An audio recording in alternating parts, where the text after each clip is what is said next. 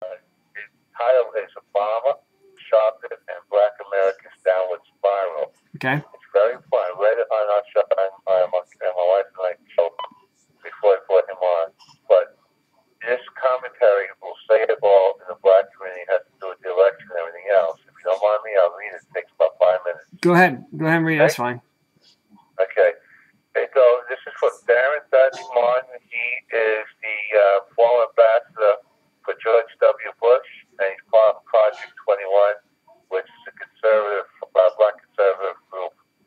And it starts off as a conservative, President Barack Obama's re-election will be one of the most disappointing experiences of my life. To Black Americans, my soul is only amplified. Just look at the President Obama's economic track record. Look at the unemployment rate during Obama's first term.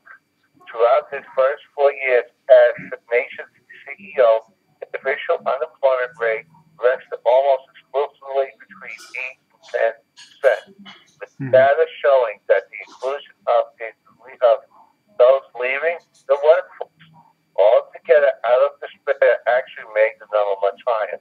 This is exactly what we were talking about, Mark. He promised much better and then asked for more time. Despite being carried to re-election by nearly a unanimous black vote, black unemployment under President Obama was a staggering 14.3% as of a month before the election. Some black men are being hit by unemployment particularly hard.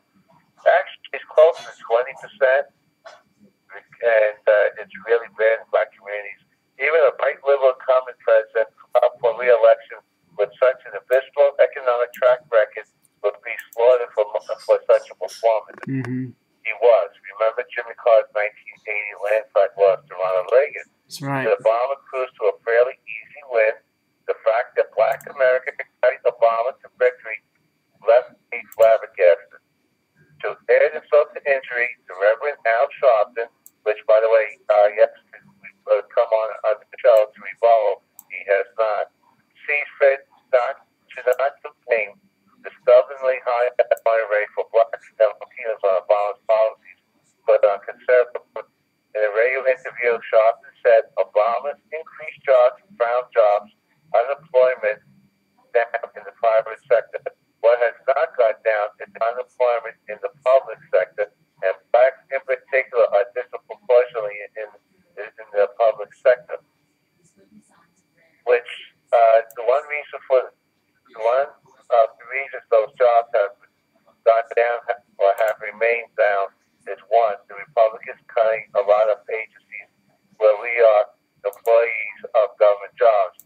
What we've got to do is gun these governors and mayors as well as the private sector on why the private sector is getting all these contracts bailouts and not carrying a disproportionate amount of their employment. Does not touch our community and have the president and then support us in that.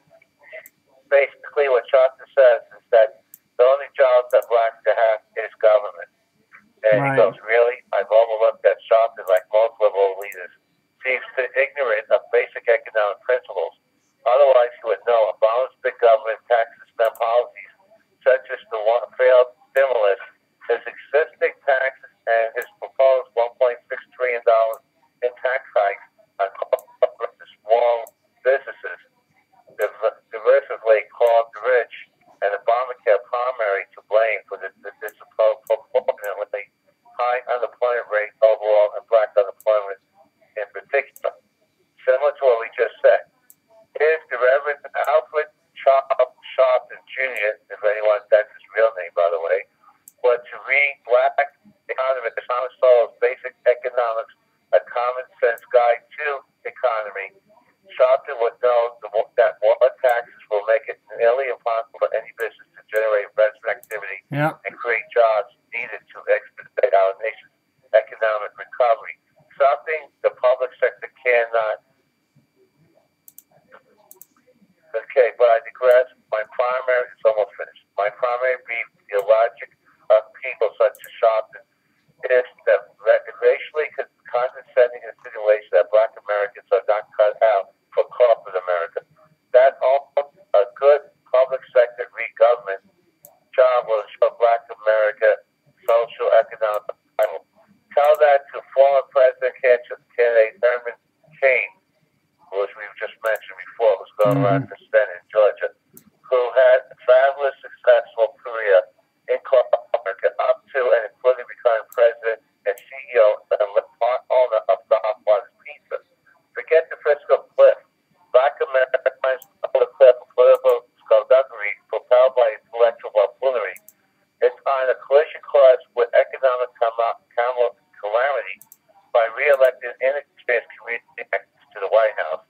That's dinosaurs of Monday civil rights establishments such as Al Sharpton are still found relevant by the mainstream media, only add urgency to the need for those of us who care about our country to strap on the parachutes of our own economic security plans and pull the cord. It's going to be a crash landing before Obama's second term is over. Right. Okay, and that's his article. What do you think of it? I think it's great. Also, you can't say Merry Christmas either. Should have added that in there too as well. You're going off the fiscal cliff. Okay, I can't say Merry Christmas. You can't have God in the phone, or they take Merry Christmas and Charlie Brown's Christmas Carol. The shows they have. Yeah. The school boards around the country. There's a fight on the nativity scene, but we got to wrap up some of the areas because no one said you can't have a live nativity scene. So that's what's happening now. Right. So you get that's and by the way, separation. And no caroling either. You can't do.